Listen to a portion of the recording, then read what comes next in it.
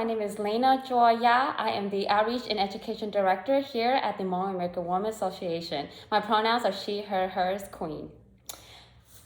And I'm Tammie. Welcome, everyone. I'm Tammie Xiong. My pronouns are she, her, hers, and I currently serve as the Executive Director for the Hmong American Women's Association. Before we start, we just want to give a big thank you to UWO for inviting Tammie and myself to take back the night. In honoring Domestic Violence Awareness Month of October, we'd love to take a moment of silence in honoring all of the women, girls, queer, and trans folks that we have lost to domestic violence.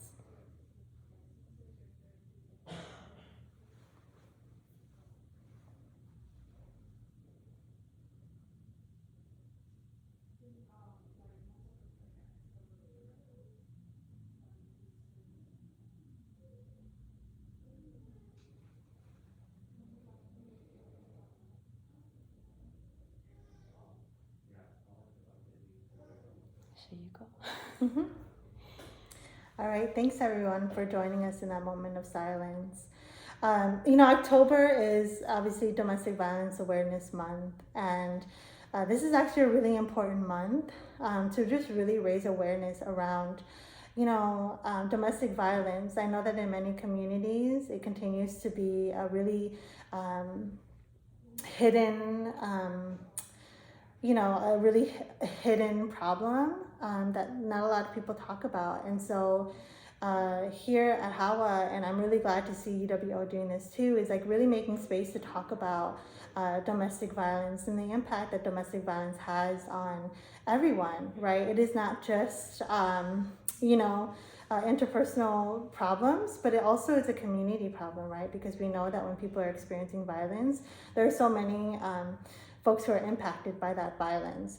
And so one thing here that we have really been thinking about, that we always think about, especially when it comes around to October being Domestic Violence Awareness Month, is we're always coming back to this idea of rethinking what safety actually looks like, right? And particularly what safety looks like for us as women, for folks who are, identify as queer and trans, and even for young girls, right?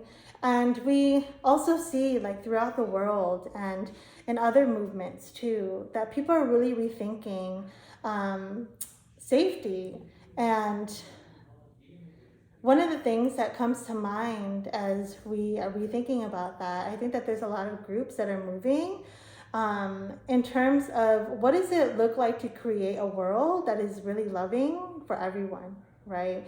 And we're seeing, and we're also learning a lot from folks who are trying to challenge systems of oppression and harmful institutions and harmful systems that continue to perpetuate violence against women, girls, queer, and trans people, right?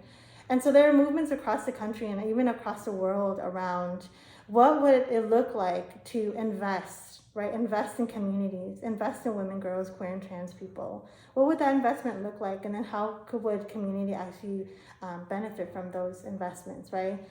And so we wanted to really take this time to really share with y'all our work here at the Hmong American Women's Association and how we are actually also helping to create alternatives so that we can feel that as women, girls, queer, and trans people that we are safe, right, in our communities, and that we can create a culture of safety in community. And so we're really excited to at least start the conversation and really have people start thinking about, like, how are folks really thinking about safety in their communities, and how are people really even thinking about safety for themselves and what that looks like, right? And oftentimes, what we have learned is thinking about a world that prioritizes the safety of women, girls, queer, and trans people, that, it really does take some imagination, some creativity, and some dreaming, right? But we also know that also comes with the hard work of organizing, right? The hard work of trying to build what a more safer world could look like. And so we're excited to share with y'all like what we have been doing at the Hmong American Women's Association in terms of thinking about safety for ourselves. Mm-hmm. And And so here at the Hmong American Women's Association, also known as HAWA, we are really creating, right, a world where Southeast Asian women, girls, queer, and trans folks cannot just feel safe, but live in a safe world for them. And it's very important that before we dive into that, for folks to also understand the her story, right, of HAWA and how it became HAWA today. And so back in the 90s, we had about 13 Hmong women who really wanted to create a space for, specifically Hmong women and girls to come together and really be able to share similar concerns and their lived experience. And through that, right, a lot of the conversation was around safety, safety for themselves, for their loved ones, and even in their own home. And so that's really how in today, right, we are moving in a way in which HAWA is constantly creating safeties, and it's not just something we put in place, but it's something that everybody should always come back and revisit, come back and re-envision that over and over again throughout the different chapters of your life. And so today is really why we really wanted to talk about in the month of DV is the alternatives to safety. So Tammie can share more about some of HAWA's work when it comes to really thinking about different alternatives for women's safety in the body of women.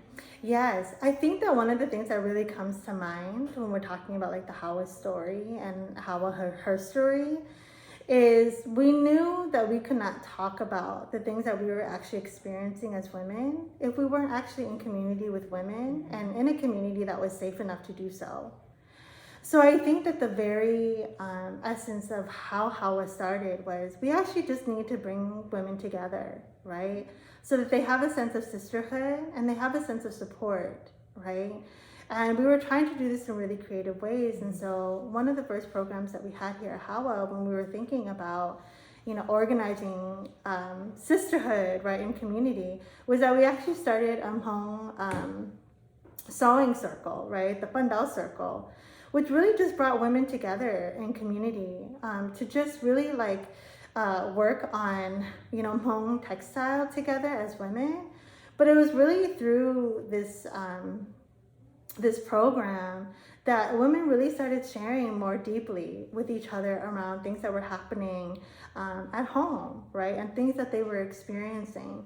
And as these women were sharing, they were also breaking the stigma of telling these stories of just heart-wrenching stories of the kinds of harm that they were experiencing, right? And I don't think that would have happened if Hmong women did not organize for that space, right? And so right there in the mid-90s, right, with the different waves of Hmong refugees coming into this country, I think that women recognize that hey, out in community, and in our families, we may not necessarily have a safe space to come together and talk, right? But then we know that space is really important, right? And so, the organizing work that was done to even create an organization like HAWA, which at that time was very, was very contentious in our community actually, right? Because I think that anytime women come together, that is a direct threat to patriarchy, right?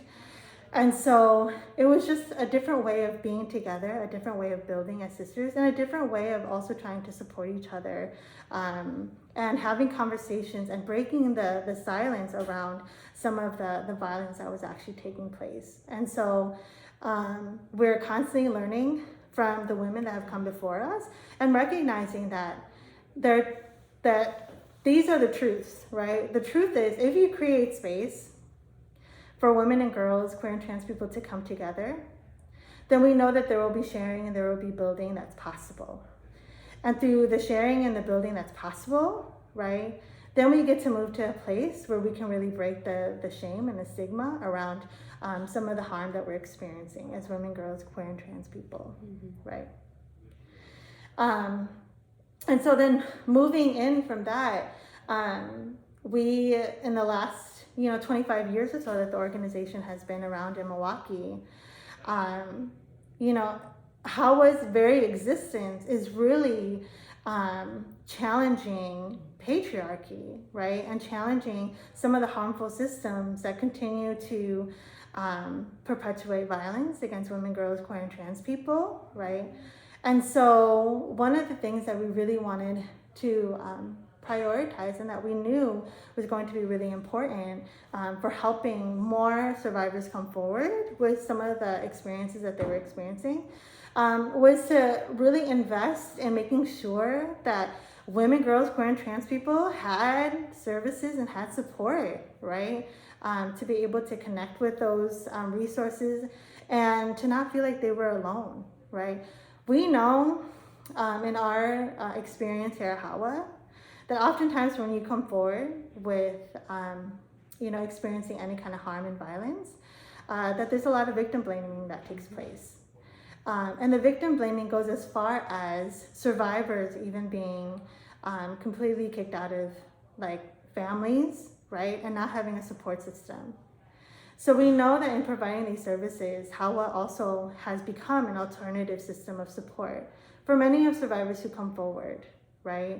And so when we're thinking about, in our message today around creating alternatives, it's like, that's what HAWA has always been, right? It has always been a space for women, girls, queer, and trans people who are experiencing harm in our communities. Because we know that oftentimes when people are experiencing harm and violence, they don't have a safe place to go to.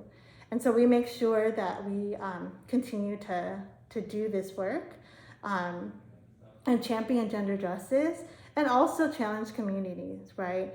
Because we know that domestic violence and sexual assault does not just happen in the Hmong community, but it happens in every single community.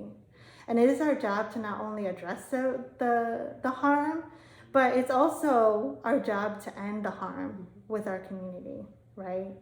And so I think that, HAWA's her story is really like being an alternative because, we really had no other option. We actually had no other, cultural system that we can go to that we knew was going to have and support women, girls, queer, and trans people, right? And so creating alternatives, we're here to tell you that it is possible, right? And that we don't have to actually be okay with, being okay with what already exists.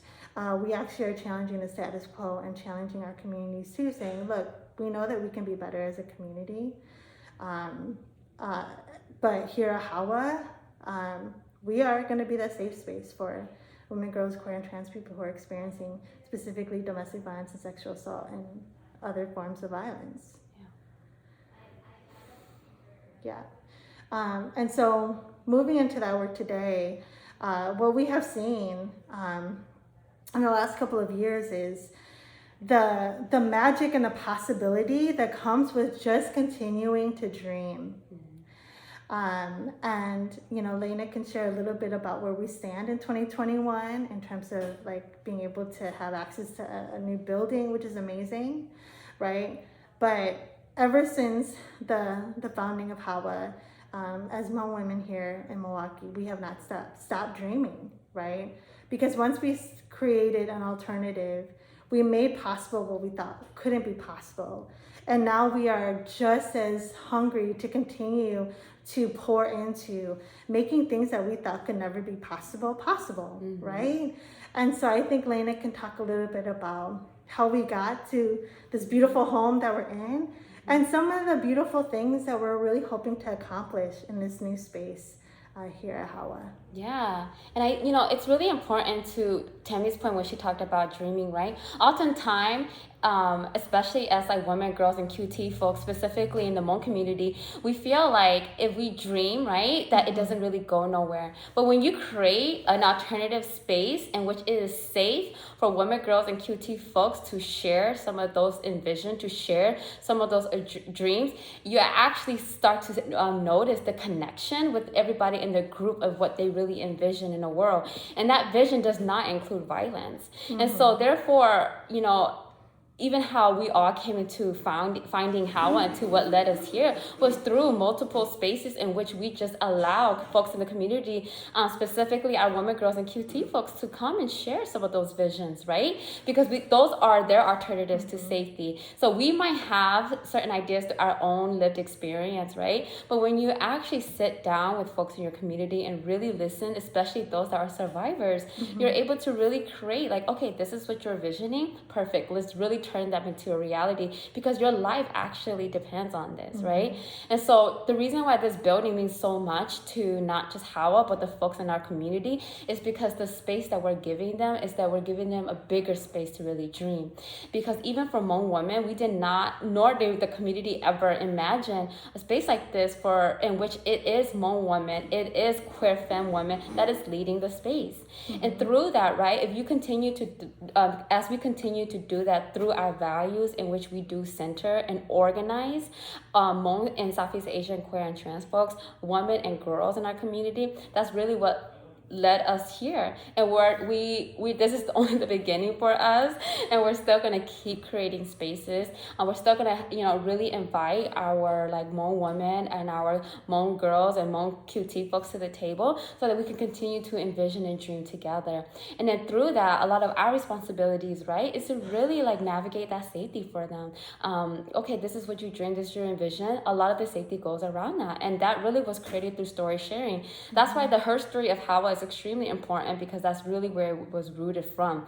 If you never get space for folks to be able to come and share, you're never going to have an opportunity to dream.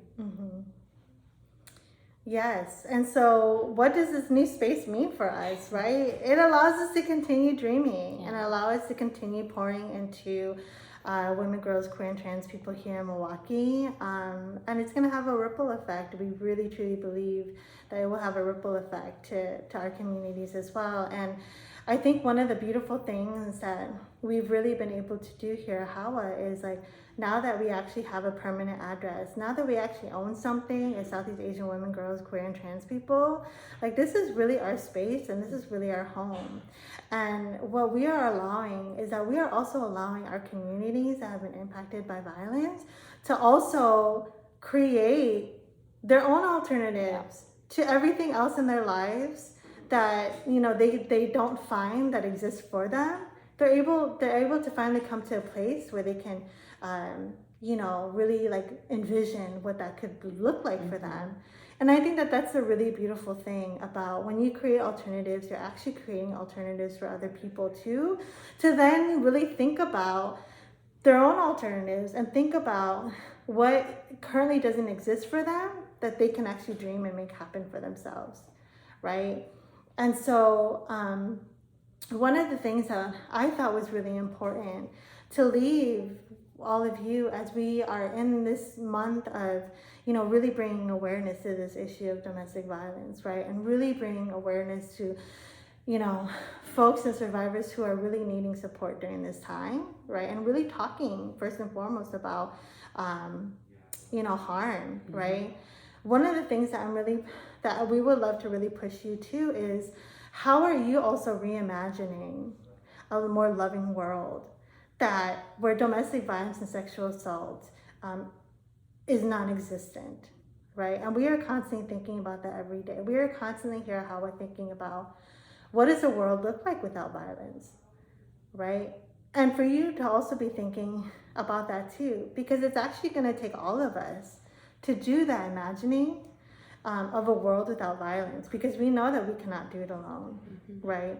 As an organization, yes, we're here providing services for survivors, right? But at the same time, it is also our responsibility to community and to the world to try to figure out how we're actually going to end harm and we're going to actually end violence, right? And so for people, who are joining us tonight, to really think about, how are you creating a more loving world? Are you creating alternatives around you? Are you putting in work? Are you putting in effort to really think about that every single day? And I'm thinking about, folks who may be like, that just seems like it's a lot of work, right? Like, okay, HAWA, like I'm not gonna buy a building and have all this like space for folks in my community. Like I feel like that's too big of a stretch, right? But I'm also thinking about what folks can also be doing in small ways that just allows us to be able to exist in a more loving world, right? So what are like some small action things that you can do every single day? And one of the things that I try to do is like in terms of creating a more loving world is like I want to be able to make sure that people that I come into contact with feel seen and feel heard. And oftentimes we're just going through life, but we're not able to see people and we're not really able to hear people, right? And so those are some small things that I try to do in every single one of my interactions, even virtual interactions, making sure that people feel seen and people feel heard, right? And so if you're not able to think of like these larger dreams that maybe me and Leana are always constantly literally dreaming in our dreams at night, that really just think about small ways, right? Maybe there's a person that you know you need to connect with, right? That you just haven't connected with in a while, you know, that you know is having a really difficult time. We know that in working with survivors, it's really, really difficult for folks to be going through this alone, right? But I think that it makes it a little bit easier when you have just loving people reach out and just connect with you and just check in and see how you're doing, right? And so how do we eliminate those really like isolating moments for survivors and really just pull them to the light and be like, look, I'm here for you, right? Yeah, and some of my like what I reimagine for a loving world, right? To as we're asking you all, we're also participating too, is to also say like, you know, for me, it's like how can I hold myself accountable to the gender justice piece? How do I hold myself accountable and learning and continuously in my self learning, right? If I have like queer and trans folks in my life, how can I do my own learnings in which I'm not harming queer and trans folks, right? How can I hold myself accountable to my own learnings through like a queer justice lens, a gender justice lens, right? Because in those ways we are decreasing harms and we are really creating a world where a lot of our folks can feel a lot more safe. And so we really hope you're leaving here today or tonight with that piece around how are you creating a more loving world and how are you in your own way creating your own alternatives so that folks around you and you yourself can have a sense of safety for you. And then even through this conversation, right? If folks after listening to this, if you're just interested in connecting with HAWA, and if you're like interested in just getting more information about how to connect with us, we are looking to host more events. We are hoping to host our open house this coming up spring, and really inviting folks in to really just be in space with us and kind of really getting to know folks around us. So it's also really important when thinking of safety is also knowing some of the resources in your area, knowing some of the organization that's doing the work on the ground in your area. That's for me was my own self-accountability, like knowing the resources that I can really connect to, right? So if you're interested in connecting with HAWA, you can definitely check us out on our Facebook, which is the Hmong American Women Association.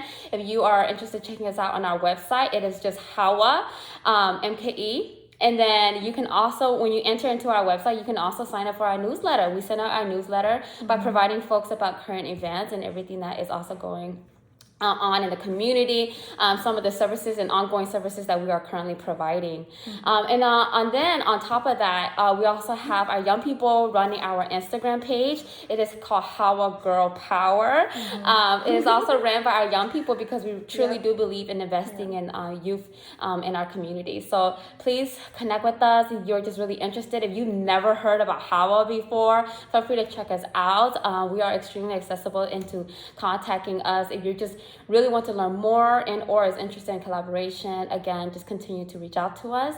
We cannot thank the UWO enough for really recognizing our work and continue to uplift our work. We really, really do appreciate it, especially in the month of October as we are honoring all of our domestic violence women and survivors.